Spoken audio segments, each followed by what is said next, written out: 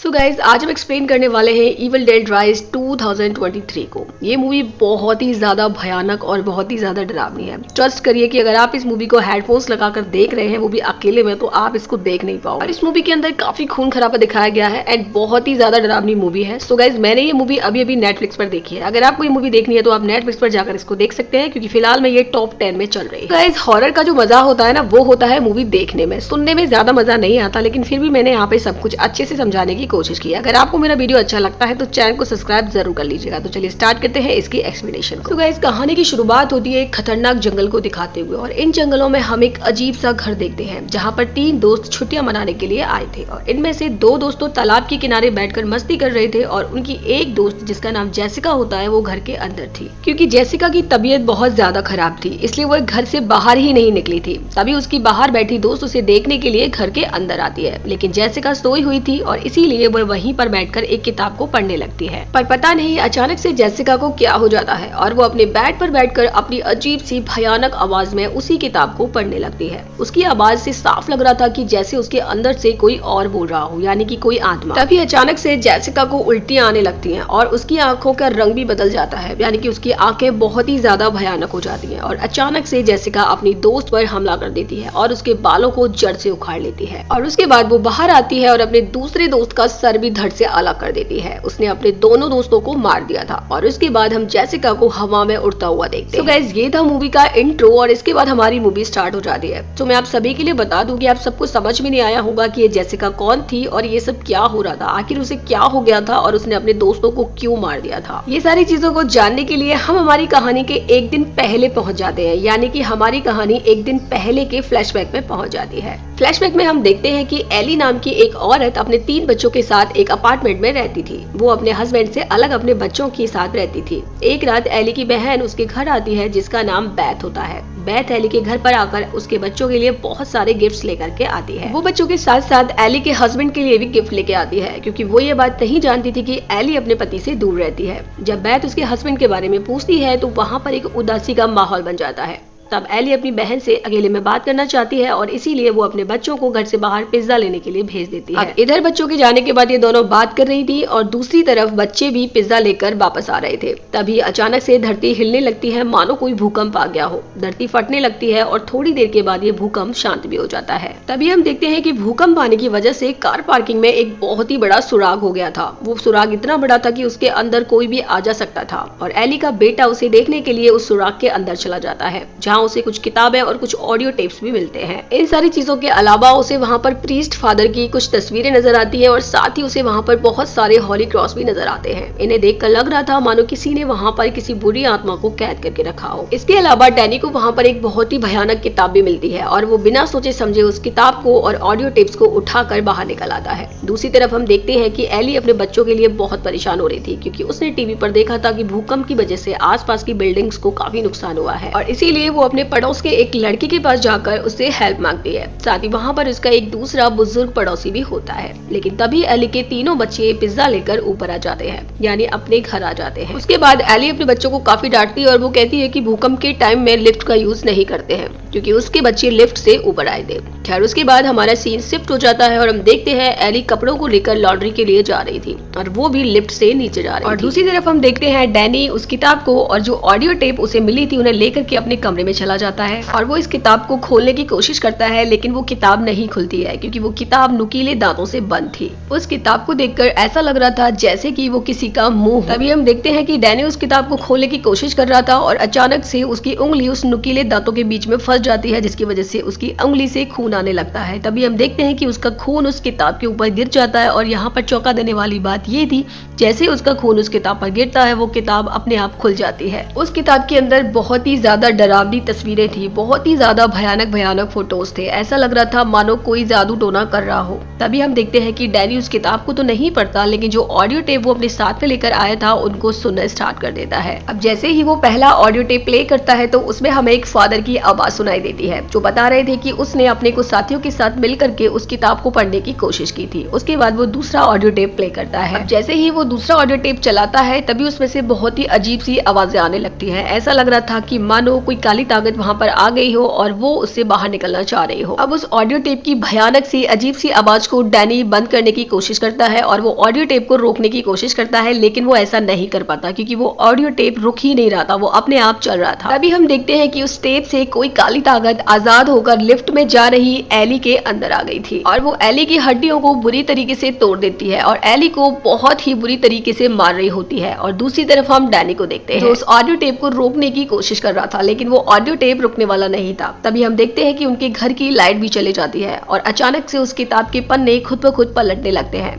तभी डैनी की बहन लाइट को चेक करने के लिए घर से बाहर जाती है और वो देखती है कि सारी बिल्डिंग की लाइट आ रही थी सिवाय इनके घर के। इसका सीधा मतलब ये था कि जो कुछ भी गलत हो रहा था वो केवल इन्हीं के घर में हो रहा था। खैर उसके बाद हम देखते हैं कि थोड़ी देर के बाद एली भी अपने घर वापस आ जाती है और वो दिखने में बिल्कुल ठीक ठाक लग रही थी, लेकिन थोड़ी देर पहले हम लोगों ने देखा था कि किसी बुरी आत्मा ने एली की हड्डियों को बुरी तरीके से तोड़ दिया था, लेकिन फिलहाल में वो एकदम ठीक ठाक लग रही थी। और वो किचन में जाती है और बहुत ही अजीब तरीके से अंडे पकाने लगती है। वो अंडों को तोड़ती भी नहीं है, बिल्कुल सीधा का सीधा ही उन्हें पकाने लगती है। तभी वहां पर उसकी बहन आ जाती है और वो उसे ऐसा करते हुए देख करके उससे पूछने लगती है। तभी हम देखते हैं कि एली को अचानक से बहुत तेज उल्टियां आने लगती हैं। अब एली बहुत ही ज्यादा अजीब सा बिहेव कर रही थी। खैर उल्टियां करने के बाद वो थोड़ा सा होश में आती है और उसके बाद वो अपनी बहन से कहती है कि वो मेरे अंदर है और उसे मेरे बच्चों को नुकसान मत पहुंचाने देना। इतना कहकर एली नीचे गिर जाती है और बेहोश हो जाती है। उसके बाद उसकी बहन और उसके बच्चे उसको उठा करके हॉस्पिटल ले जाने लगते हैं और ये सब लिफ्ट से जाने से बहुत ज्यादा डर रहे थे और भूकंप आने की वजह से सारी की सारी सीढ़ियां भी टूट चुकी थी, यानी नीचे जाने का अब केवल एक ही रास्ता था, वो था लिफ्ट, जो कि अभी बंद पड़ी थी। खैर उसके बाद ये लोग उसे वापस ले आते हैं और एक कमरे में लिटा देते हैं। तभी वहां पर इनका पड़ोस का वो लड़का भी आ जाता है जिससे एली ने कुछ टाइम पहले अपने बच्चों के लिए मदद मांगी थी और वो एली की आंखों को बंद करता है, लेकिन अचानक से एली की आंखें खुद से खुल जाती है। वो लड़का काफी डर जाता है और फिर से उसकी आंखों को बंद करता है,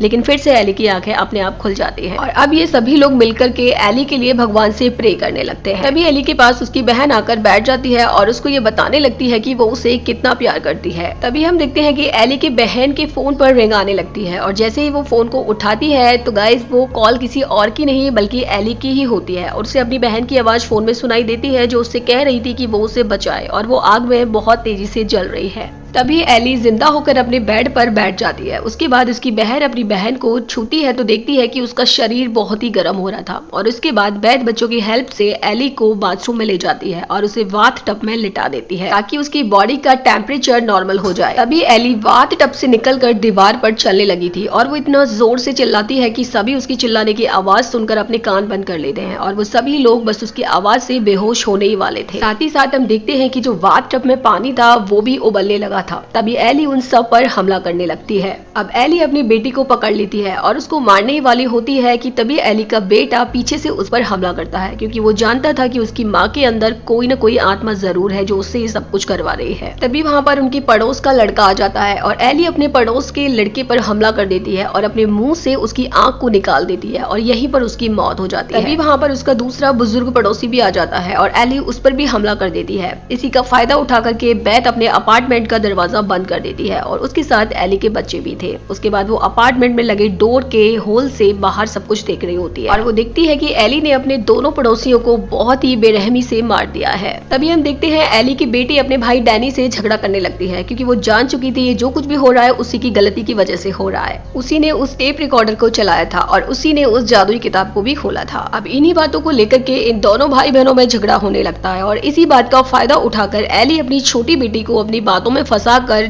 थोड़ा सा उस डोर को खुलवा लेती है, लेकिन जैसे तैसे करके ये सभी उस डोर को वापस से बंद कर देते हैं। उसके बाद हम देखते हैं कि एली की बड़ी बेटी के साथ भी बहुत सारी अजीब सी चीजें होने लगी थी। अचानक से उसकी नाक से खून बहने लगा था और जिस जगह पर एली ने उसको कट किया था वहां पे एक बहुत ही बड़ा सा निशान बन गया था और उसके बाद उसे उल्टियां होने लगती हैं और उन उल्टियों में बहुत सारे कीड़े उसके मुंह से बाहर निकल रहे थे। उसके बाद हम देखते हैं कि बैथ आती है और वो उसको देखती है कि एली की बड़ी बेटी कांच खाने लग रही थी। उसका कहना था कि कांच खा के वो अपने पेट में पड़े कीड़ों को मार रही है। उसे देख करके साफ नजर आ रहा था कि वो भी एली की तरह उस बुरी ताकत के वश में हो चुकी थी, यानी कि वो भी अब एली की तरह पुजेस हो चुकी थी। तभी वो अचानक से अपनी मासी बैथ पर हमला कर देती है और उसके बाद वो अपनी छोटी बहन को मारने की कोशिश करने लगती है, लेकिन उसकी छोटी बहन अपनी डॉल को उसके मुंह में घुसा देती है और किसी तरीके से अपने आप को बचा लेती है। तभी वहां पर डैनी आता है और वो बैथ के लिए सारी स्टोरी सुनाता है कि उसी की वजह से ये सब कुछ हुआ है। सारी बातें जानने के बाद बैथ डैनी के कमरे में जाती है और वो उन्हीं टेप रिकॉर्डर को वापस से हेडफोन लगाकर सुनने लगती लगती है। उसको लग रहा था कि शायद उस टेप रिकॉर्डर में इन सारी चीजों से छुटकारा पाने का कोई रास्ता हो। और फाइनली जब वो तीसरे टेप रिकॉर्डर को सुनने लगती है तो उसे सारी स्टोरी का पता चलता है। एक्चुअली एक प्रीस्ट फादर से जिन्हें ये किताब मिली थी और वो इस किताब को पूरा पढ़ना चाहते थे। इसी वजह से चर्च वालों ने इन्हें अपने चर्च से बाहर निकाल दिया था, क्योंकि ये किताब एक डेमोनी किताब थी जो कि इंसानी जिल से बनी हुई थी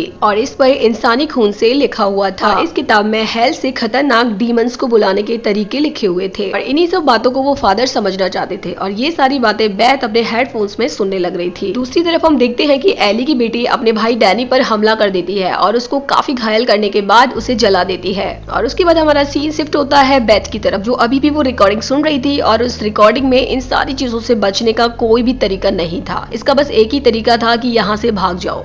उसके बाद हम देखते हैं कि तभी एली बेथ के पीछे से आ जाती है और उस पर हमला कर देती है। बेथ अपने आप को जैसे तैसे करके एली से बचा लेती है। तभी एली बहुत तेज साउंड में चिल्लाने लगती है और उसके मुंह से आवाज निकलती है कि मैं जो भी हूँ तुम मुझे हरा नहीं सकती। अब केवल घर में बेथ और एली की छोटी बेटी ही बची थी, बाकी वो तीनों लोग मारे जा चुके थे। तभी एली फिर से बेथ पर हमला कर देती है और वो उसको मारने ही वाली थी कि हम देखते हैं कि एली की छोटी बेटी बेथ के लिए एक कैंची फेंक देती है और वो उसे एली के मुंह में घुसा देती है। कैंची लगने की वजह से थोड़ी देर के लिए एली रुक जाती है, जिसका फायदा उठाकर बेथ गन लेकर दरवाजे को तोड़ने की कोशिश करती है। तभी एली जाग जाती है तो बेथ एली के पैर पर ही गोली चला देती है, जिसकी वजह से उसका पैर कट जाता है। उसके बाद एली अपनी छोटी बेटी को अपनी बातों में फंसाने की कोशिश करती है, लेकिन उसकी छोटी बेटी उसकी मीठी मीठी बातों में फंसने वाली नहीं थी। वो उससे कहती है कि तुम मेरी मॉम नहीं हो। तभी हम देखते हैं कि एली ने जितने लोगों को मारा था वो एक एक करके सभी लोग जिंदा होने लगते हैं और उसके बाद वो कहने लगते हैं कि सुबह तक यहाँ पर कोई भी जिंदा नहीं बचेगा। खैर अब बेथ और एली की छोटी बेटी के पास वहाँ से भागने के अलावा कोई दूसरा रास्ता नहीं था और सारी सीढ़ियां भूकंप से टूट चुकी थी और अब लिफ्ट भी बंद पड़ी हुई थी। जैसे तैसे करके वो दोनों लिफ्ट के अंदर जाती हैं और वो देखती है कि वहां पर चाबी लगी हुई थी, यानी कि जब उस आत्मा ने एली को पोजेस किया था उससे पहले एली ने उस लिफ्ट में चाबी लगा दी थी और जैसे ही बेथ उस चाबी को निकालती है तो लिफ्ट चलने लगती है। लेकिन तभी हम देखते हैं कि एली की बड़ी बेटी और बड़ा बेटा जो कि डीमंस के पूरे तरीके से कंट्रोल में थे, वो दोनों अपने आप को लिफ्ट से जोड़ लेते हैं और जैसे जैसे लिफ्ट चलने लगती है वैसे वैसे उनका खून लिफ्ट के अंदर भरने लग जाता है। जैसे जैसे वो लिफ्ट नीचे आ रही थी वैसे वैसे खून बढ़ता जा रहा था और दूसरी तरफ हम देखते हैं कि उस किताब का पन्ना भी पलट जाता है, जिसमें एक अजीब सा क्रिएचर हमें दिखाई देता है